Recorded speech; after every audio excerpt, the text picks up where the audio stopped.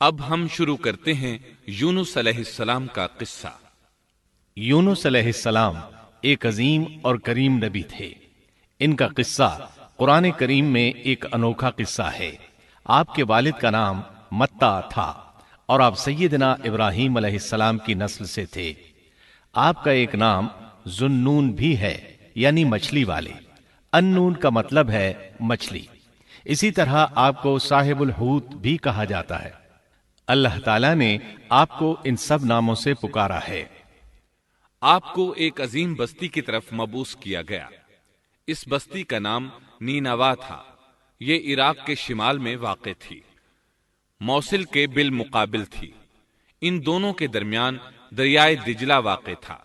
موصل دریائے دجلہ کے کنارے واقع تھا، جبکہ اس کے بالکل سامنے نینوا کی بستی تھی۔ امام ابن کثیر رحمت اللہ علیہ نے نینوا کے بارے میں اور ان آثار و باقیات کے بارے میں لکھا ہے جو ان کے زمانے میں موجود تھیں۔ وہاں کچھ بت تھے جو اوندھے منہ گرے پڑے تھے۔ اللہ تبارک و تعالی نے یونس علیہ السلام کو نینوا کی طرف رسول بنا کر بھیجا۔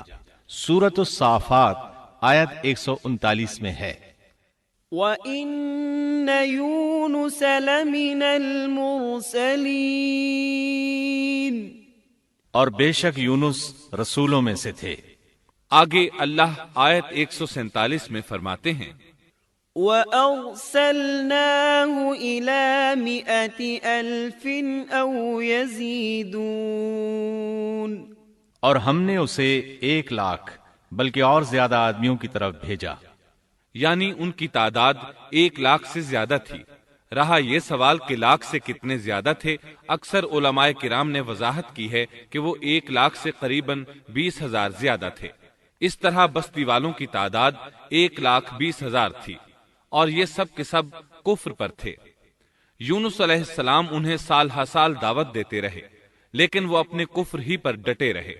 پھر انہوں نے سیدنا یونس علیہ السلام پر ظلم و جبر شروع کر دیا، انہیں دھمکیاں دیں، مصائب و آلام سے دوچار کیا۔ مطلب یہ کہ جس طرح دوسرے انبیاء کرام کے ساتھ کیا گیا، ان کے ساتھ بھی وہی سلوک ہوا۔ آخر آپ نے اپنی قوم کو اللہ کے عذاب سے آگاہ کرتے ہوئے اعلان فرما دیا کہ فلاں دن تم پر عذاب آ جائے گا۔ پھر خود غصے کی حالت میں اس بستی سے نکل گئے، جبکہ اللہ تعالیٰ نے انہیں متعین دن کی مہلت دینے کی اجازت تو دی تھی، لیکن اس بستی سے نکل جانے کا حکم نہیں دیا تھا۔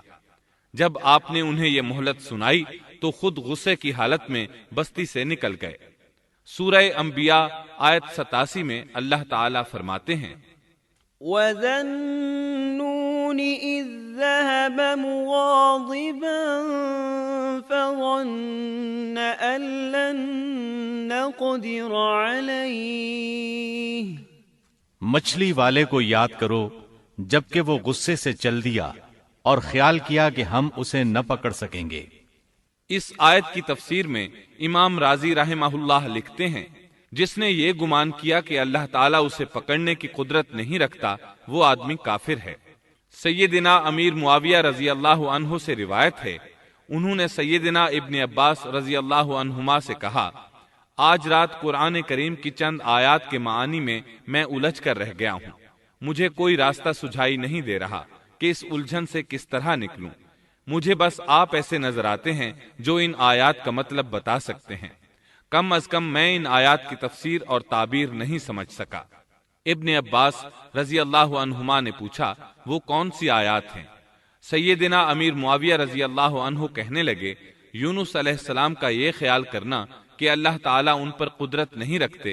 یہ سن کر سیدنا ابن عباس رضی اللہ عنہما نے فرمایا، اس سے مراد یہ نہیں۔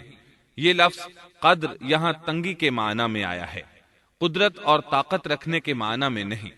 اللہ تعالیٰ نے قدر بمعنی تنگی اور قدر بمعنی قدرت دونوں کا استعمال کیا ہے۔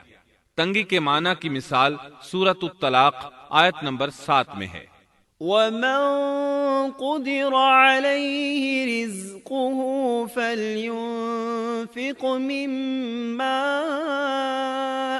آتَاهُ اللَّهُ، اور جس پر اس کے رزق کی تنگی کی گئی ہو، اسے چاہیے کہ جو کچھ اللہ تعالیٰ نے اسے دے رکھا ہے उसी में से अपनी हैसियत के मुताबिक दे। तो इस आयत में भी यही माना मुराद है कि उन्होंने गुमान कर लिया हम उन पर तंगी नहीं करेंगे, यानी उनका ख्याल ये था कि अगरचे वो अल्लाह ताला की इजाजत के बगैर निकल खड़े हुए हैं, फिर भी अल्लाह उन पर तंगी नहीं करेंगे, क्योंकि वो अल्लाह के एक मुअज़्ज़ज़ नबी और रसूल हैं और उनकी कौम के लोग अल्लाह की गिरफ्त और उसके अजाब के मुस्तहिक हैं। उन्हीं पर अल्लाह का अजाब नाजिल होने वाला है। इस अजाब की खबर उन्हें पहले ही सुना दी गई है और मोहलत दे दी गई है, मगर वो खुद अगरचे अल्लाह की इजाजत के बगैर ही चले आए हैं, फिर भी उन्हें सरजनिश नहीं की जाएगी और वो किसी गिरफ्त में नहीं आएंगे।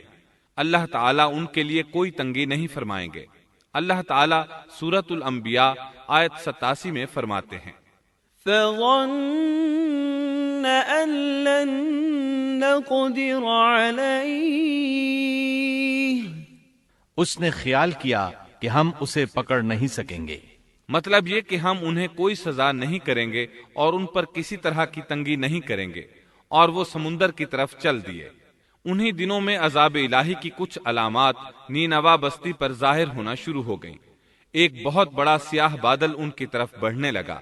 इस बादल में आग के शोले दिखाई देने लगे। उन लोगों ने ये बादल उन मुतय्यन दिनों में से पहले ही दिन देख लिया। उसको देखते ही वो समझ गए कि जिस तरह सैयदना यूनुस अलैहिस्सलाम ने उन्हें आगाह किया था, ये अजाब उन पर नाजिल होकर रहेगा, और जो अजाब सैयदना लूत अलैहिस्सलाम की कौम पर आया था वो उसके बारे में भी अच्छी तरह जानते थे। वो बस्ती उनकी बस्ती के करीब ही थी, इसलिए वो डर गए। उनके सरदार जमा हुए और कहने लगे, जैसे तुमसे पहले लोगों पर अजाब उतरा करते थे, तुम पर भी ये नाजिल होकर रहेगा। जल्दी करो, सब जमा हो जाओ। चुनाचे उन्होंने इस बात पर इत्तेफाक कर लिया कि सैयदना यूनुस अलैहिस्सलाम ने बिल्कुल सच फरमाया था। अल्लाह की कसम, ये बिल्कुल वही अजाब है, तुम अल्लाह के अजाब से नजात नहीं पा सकोगे। इससे बचने की एक ही सूरत है कि तुम ईमान ले आओ और तौबा कर लो। इस तरह वो सब के सब ईमान ले आए, लेकिन सैयदना यूनुस अलैहिस्सलाम वहां मौजूद नहीं थे। उनकी अदम मौजूदगी में ये सब के सब यानी 1,20,000 अफराद ईमान ले आए। उन्होंने पैबंद लगे कपड़े पहने और अल्लाह के हुजूर आजिजी, इनकिसारी और आहुजारी शुरू कर दी। रोने लगे, अल्लाह से बख्शिश मांगने लगे। फिर इसी हालत जार में बाहर खुले मैदान की तरफ निकल आए। इनके सरदारों ने सबको अलग अलग कर दिया, यहां तक कि माँ और बेटे को भी जुदा कर दिया। सब अपनी अपनी जगह पर, यानी माँ अपनी जगह पर और बेटा अपनी जगह पर आहोजारी करने लगे, ताकि उन पर अल्लाह ताला की रहमत नाजिल हो जाए। ये अजाब 3 दिन तक उनके सरों पर मुंडलाता रहा, और ये भी मुसलसल आहोजारी करते रहे, अपनी आजिजी जाहिर करते रहे, मुआफिया मांगते रहे। आखिरकार अल्लाह ताला ने उन पर रहम करम फरमा दिया और अजाब को उनसे फेर दिया। अल्लाह ताला सूरह यूनुस आयत 98 में फरमाते हैं, فلولا كانت قرية آمنت فنفعها إيمانها إلا قوم يونس, चुनाचे कोई बस्ती ईमान न लाई कि ईमान लाना उसके लिए फायदा मंद होता, सिवाय यूनुस की कौम के। मतलब ये कि साबिका उम्मतों में से किसी के बारे में ये सुनने में नहीं आया कि पूरी कौम ईमान ले आई हो। तमाम बस्तियों में एक भी बस्ती ऐसी नहीं थी, बस एक यूनुस अलैहिस्सलाम की कौम ईमान ले आई। अल्लाह ताला सूरह यूनुस आयत 98 में फरमाते हैं, لما آمنوا كشفنا عنهم عذاب الخزي في الحياة الدنيا ومتعناهم إلى حين. जब वो ईमान ले आए तो हमने रुसवाई के अजाब को दुनियावी जिंदगी में उन पर से टाल दिया और उनको एक वक्त तक के लिए जिंदगी से फायदा उठाने का मौका दिया। मतलब ये कि हमने उन्हें दुनियावी जिंदगी का लुत्फ उठाने का मौका दिया। अब इस कौम पर क़यामत के दिन तक अजाब नहीं उतरेगा। अल्लामा इब्ने कसीर रहमतुल्लाह अलैह फरमाते हैं, इस आयत करीमा का मफहूम ये है कि किसी बस्ती के तमाम बाशिंदे किसी नबी पर कभी ईमान नहीं लाए, या तो सब ने कुफ्र किया या फिर अक्सर ने कुफ्र किया। لیکن یونس علیہ السلام کی قوم واحد ایسی قوم ہے جو تمام کی تمام عذاب الہی کے آثار دیکھ کر ایمان لے آئی۔ سابقہ ادوار میں جتنی بھی بستیاں گزریں ان میں اہل ایمان کے ساتھ یا تو کفار رہے ہیں یا ان میں منافقین بھی رہے ہیں، سوائے یونس علیہ السلام کی قوم کے وہ سب کے سب کافر تھے، پھر سب کے سب ایمان لے آئے۔ یہ اللہ تعالیٰ کے عجائبات میں سے ہے اور اس کی قدرت اور رحمت کی نشانیوں میں سے ہے۔ اب دوسری طرف کی سنیے، یونس علیہ السلام کو کچھ معلوم نہیں تھا کہ ان کی قوم کے ساتھ کیا ہوا۔ آپ تو غصے کی حالت میں بستی سے نکل کر سمندر کی طرف چلے آئے تھے۔ آپ ایک کشتی کی طرف آئے، اس میں سواریاں اور ساز و سامان لدا ہوا تھا۔ اللہ تعالیٰ سورۃ الصافات آیت 140 میں فرماتے ہیں، اذ ابق الى الفلك المشحون، جب وہ بھاگ کر بھری کشتی پر پہنچے۔ کشتی روانہ ہوئی، موجیں اٹھیں، سمندر میں طغیانی آئی، یوں لگتا تھا کہ بس ابھی غرق ہوئے۔ کہنے لگے بوجھ ہلکا کرو، اپنا ساز و سامان سمندر میں پھینک دو۔ چنانچہ انہوں نے اپنا اپنا ساز و سامان سمندر میں پھینک دیا۔ اس طرح کشتی کچھ ہلکی ہو گئی، لیکن ضرورت کے مطابق ہلکی نہ ہو سکی۔ اب وہ کہنے لگے کسی کو سمندر میں گرانا ضروری ہے تاکہ کشتی مزید ہلکی ہو جائے، ورنہ یہ ڈوب جائے گی۔ جلدی کرو، قرع ڈالو۔ جس کے نام کا قرع نکلتا جائے اسے سمندر میں گراتے جاؤ اور بار بار یہ عمل دہراتے جاؤ یہاں تک کہ کشتی ہلکی ہو جائے۔ چنانچہ قرع ڈالا گیا۔ سب سے پہلے یونس علیہ السلام کا نام نکلا۔ سب کہنے لگے نہیں، یہ تو ایسے نہیں ہیں، ان کے چہرے پر تو سجدوں کے نشانات ہیں، انہیں رہنے دو، پھر قرع ڈالو۔ چنانچہ پھر قرع ڈالا گیا، پھر انہی کا نام نکلا۔ سب نے تعجب کیا۔ تیسری مرتبہ پھر قرع ڈالا گیا، اس بار پھر یونس علیہ السلام ہی کا نام نکلا۔ اللہ تعالیٰ سورۃ الصافات آیت 141 میں فرماتے ہیں، فساهم فكان من المدحضين، پھر قرآن اندازی ہوئی تو یہ مغلوب ہو گئے۔ ہر بار انہی کا نام نکلا۔ آخر کار ان لوگوں نے انہیں پکڑ کر سمندر میں گرا دیا۔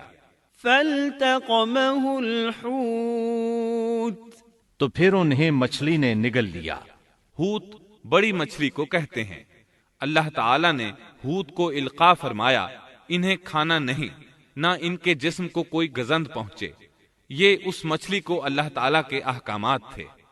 اللہ تعالیٰ سورۃ الصافات آیت 142 میں فرماتے ہیں، فالتقمه الحوت وهو مليم، تو پھر انہیں مچھلی نے نگل لیا اور وہ خود اپنے آپ کو ملامت کرنے لگے۔ یعنی وہ سمجھ گئے کہ بار بار جو ان کا نام قرآن اندازی میں نکلتا رہا ہے تو وہی مقصود ہیں۔ چنانچہ خود کو ملامت کرنے لگے، اور یہ ملامت توبہ کی ابتدا ہے کہ انسان خود کو ملامت کرتا ہے۔ اب یونس علیہ السلام مچھلی کے پیٹ میں تھے۔ اللہ کی قدرت، آپ مچھلی کے پیٹ میں 3 دن تک رہے۔ بعض روایات میں 7 دن اور زیادہ سے زیادہ مدت 40 روز آئی ہے۔ آپ نے مچھلی کے پیٹ میں اللہ تعالیٰ کو پکارا۔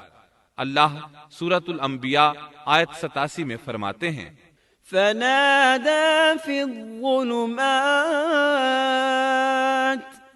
آخر کار وہ اندھیروں کے اندر سے پکار اٹھے۔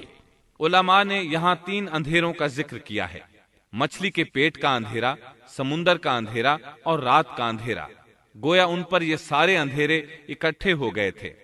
اللہ سورۃ الصافات آیت 143 اور 144 میں فرماتے ہیں، فلولا أنه كان من المسبحين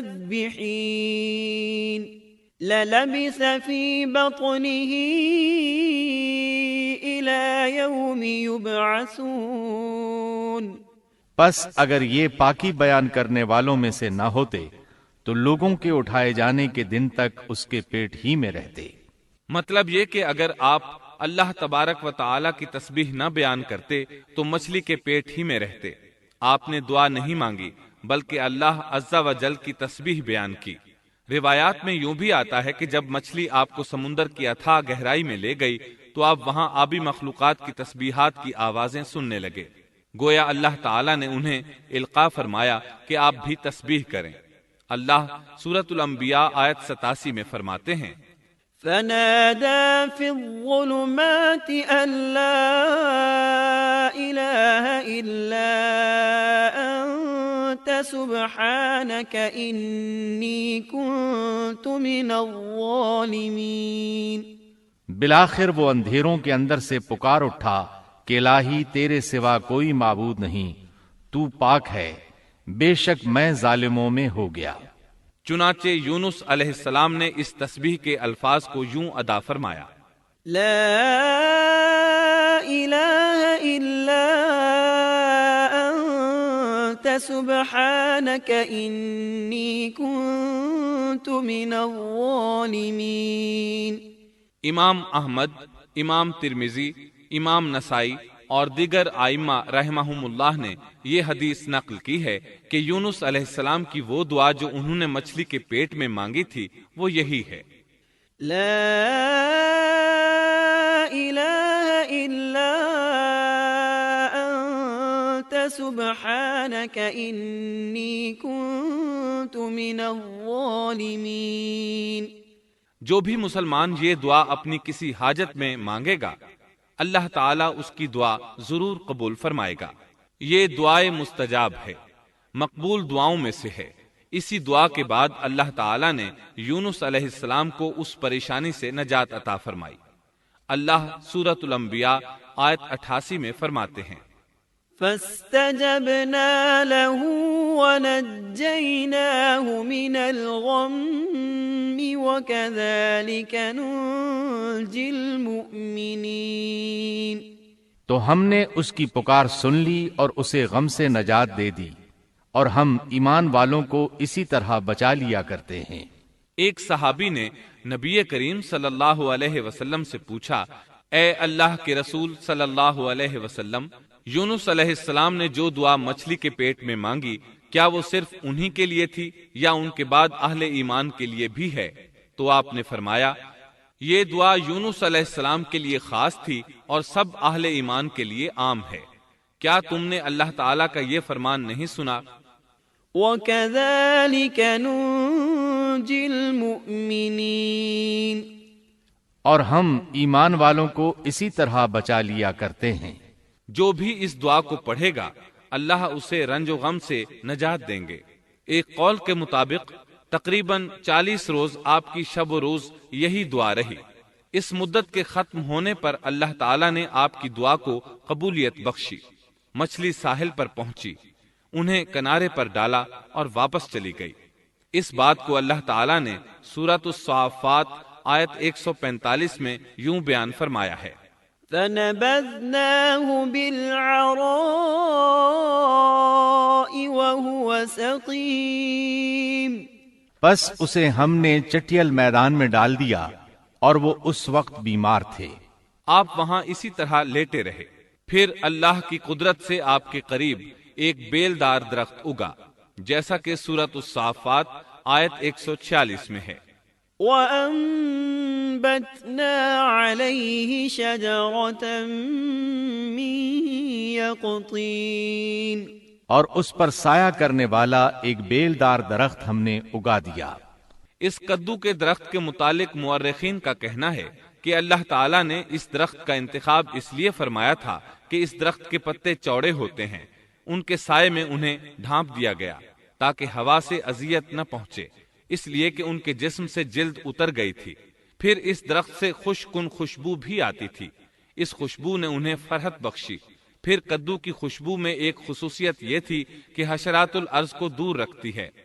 اللہ تعالیٰ نے انہی خصوصیات کی وجہ سے اس بیلدار درخت کا انتخاب فرمایا تھا تاکہ آپ ہر طرح کی تکلیف سے محفوظ رہیں۔ یہ ہے اللہ کی قدرت، سبحان اللہ۔ اسی طرح مفسرین یہ بھی کہتے ہیں کہ اللہ تعالیٰ نے ان کے پاس ایک پہاڑی بکری بھیج دی، وہ آپ کے قریب آتی اور آپ کے سر کے اوپر اپنی ٹانگیں پھیلائے کھڑی ہو جاتی۔ اس طرح اس کے تھن آپ کے منہ میں چلے آتے اور آپ ان سے خواہش کے مطابق دودھ پیتے۔ یہ تھا آپ کا کھانا اور پینا۔ رفتہ رفتہ آپ کی حالت بہتر ہو گئی، توانا اور تندرست ہو گئے، پھر آپ اٹھنے کے قابل ہو گئے، اور یہ سب اللہ تعالیٰ کی مہربانی سے ہوا۔ جب آپ کی صحت لوٹ آئی تو اللہ تعالیٰ نے آپ کو پھر آپ کی قوم کی طرف بھیجا، جیسا کہ سورۃ الصافات آیت 148 میں ہے۔ وَأَرْسَلْنَاهُ إِلَى 100,000 أَوْ يَزِيدُونَ فَآمَنُوا فَمَتَّعْنَاهُمْ إِلَى حِينٍ۔ اور ہم نے اسے 1,00,000 بلکہ اور زیادہ آدمیوں کی طرف بھیجا، پس وہ ایمان لے آئے اور ہم نے انہیں ایک زمانے تک عیش و عشرت دی۔